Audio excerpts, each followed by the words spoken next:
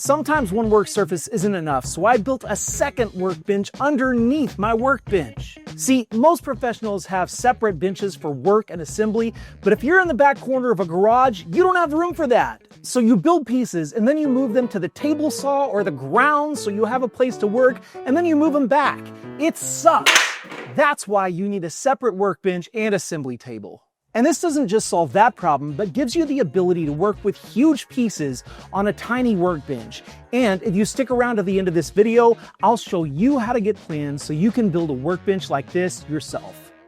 We're starting with a standing desk frame, and these things go ridiculously high. Like, who is this tall? But if you want to be a woodworker, you have to learn to work with what you have. And this is a great example. The top of this workbench is going to be 55 inches by 27.5 inches. You might think that's too small, and to be fair, it could be bigger.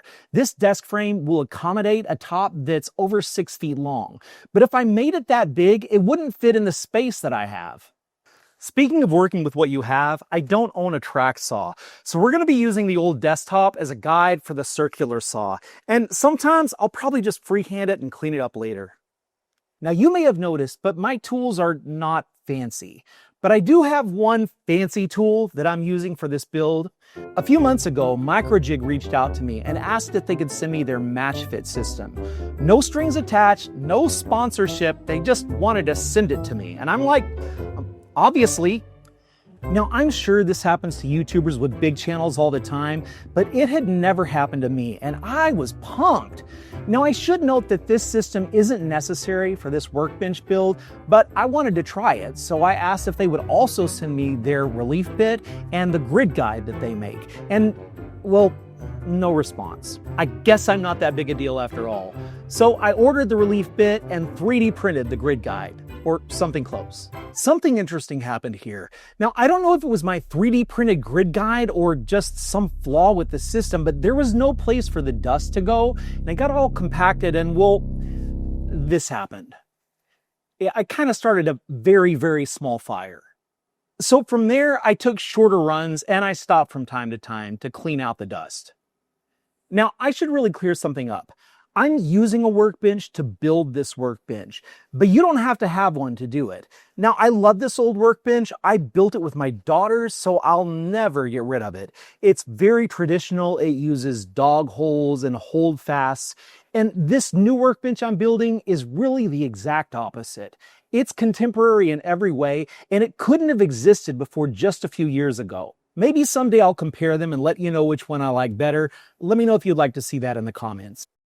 Let's talk about how this Matchfit system works. You have a system of dovetail grooves, and you're going to use their own clamps with it. So this is what they call the grip clamp. Yeah, inspired by another one of their devices, I'm sure, but it has this special surface here that is grooved for 45-degree angles, or I guess round things. I also have this ratchet clamp, which is actually really cool. It's metal, and once you get into place, you just ratchet it down. So to use this clamping system, you're going to slide the clamps into the dovetail grooves and clamp them right down.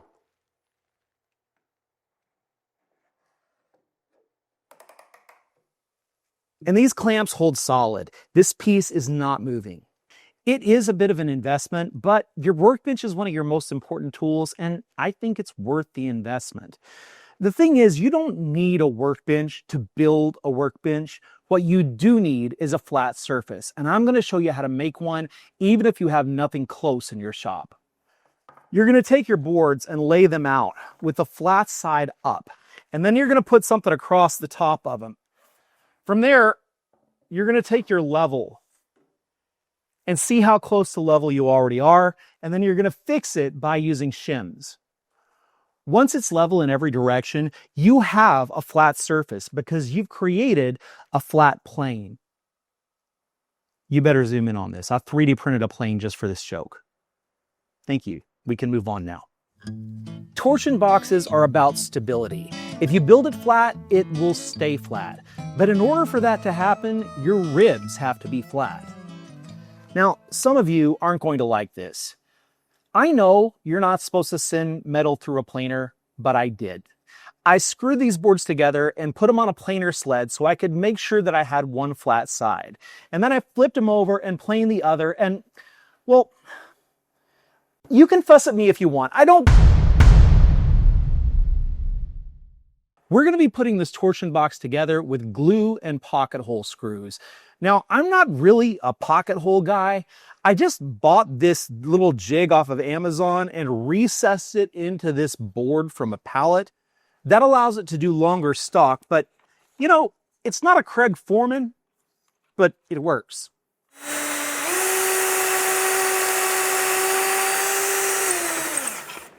The layout of the ribs is very intentional. I'm starting with the outside frame, and as you can see, I already cut those Matchfit dovetail grooves there so that I can clamp to the front and the sides like you might use a vise. Of course, you could put a vise on here, but I don't have one, and this is going to work just fine. Now, the next part is critical. These parallel ribs are key to attaching the lower work surface. The sides are going to fit right between these, so I'm using spacers that I made from just pieces of plywood, little scraps. And where it was too tight in one spot, I actually sent in a screw as a wedge because I want to have working room when I slide these in. The placement of the rest of these ribs doesn't matter much. I just space them at reasonable intervals to give the support for the torsion box.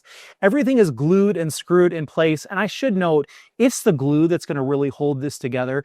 Don't count on just your pocket hole screws, even though I do kind of like them. I need to cut a gap at the back of these slots. Now, I suppose I could just plan on a perfect fit, but things don't work that way around here. So I'm going to put the sides in one end at a time, and then if I need to, I'll persuade them. With all the ribs in place, you might expect this is the time we'd close the box, but you'd be wrong. Remember, we have to put the sides in first, but before we do that, there's a little work we need to do on them. First, I'm cutting a notch for what will be that front top corner, and it's going to slide over that front rib. Test fit looks good. It's a little tight, but that's what we want. Next, I'm cutting a slot for a joint that I don't know the name of. It's kind of like a cross lap, kind of like a dado, but does it have to have a name? I'll cut the other half of this joint into the lower work surface, and it should slide right in. Once I glue it in place, it ought to be a very strong joint, whether it has a name or not. The next thing I did was make openings for where the motors and the desk frame is going to go.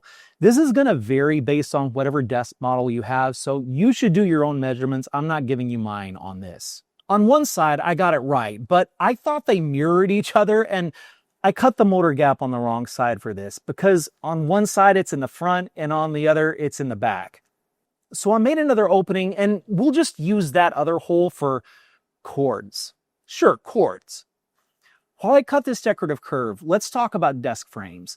I use the Flexispot E7 Plus, but you don't have to. They're not a sponsor for this video, and I'll try to list this one as well as several alternatives down below. But here's what you're going to need to look for. You're probably going to want one with at least 2 motors. This one has over 400 pounds of lift capacity and like 550 static capacity.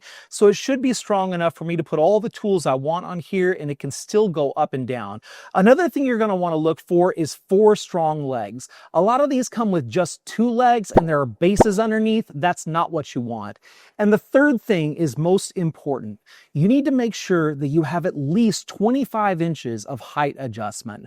Otherwise, you won't be able to go up and down far enough to have 2 work surfaces. A lot of them have even more than that, so just make sure you've got at least 25. Guess what? Now we get to start closing the torsion box. At least the middle part. We're going to save the sides for later. And first we're going to put that desk frame in place. It's very heavy, by the way. I'm just doing this upside down so you can see better, but you might not want to do that. I'm actually putting some wedges between the torsion box and the frame, so I'll have a little bit more working room when I want to close the rest of the torsion box on the sides. And with that, the sides can finally go in. Lots of glue and some long screws that nobody's ever going to see anyway, so I know that this thing is never going to fall. Slide in the pieces and close the rest of the torsion box, and this is actually starting to look like something. It's time to add the back. I'm using 1/2-inch plywood, but you could probably go with something even thinner. You could go with hardboard, pegboard. You could probably even go with sheet metal. It's really just there to offer sheer strength. Now we're going to prepare the lower work surface by adding this notch into each side for the other half of that nameless joint that's kind of like a cross lap and kind of like a dado and doesn't have a name. And then I get to wrestle it in place. It actually fits really well. I'm just awkward, and my shop assistants are at school. The last step is to add some ribs to the bottom to make it stronger, and I'm done.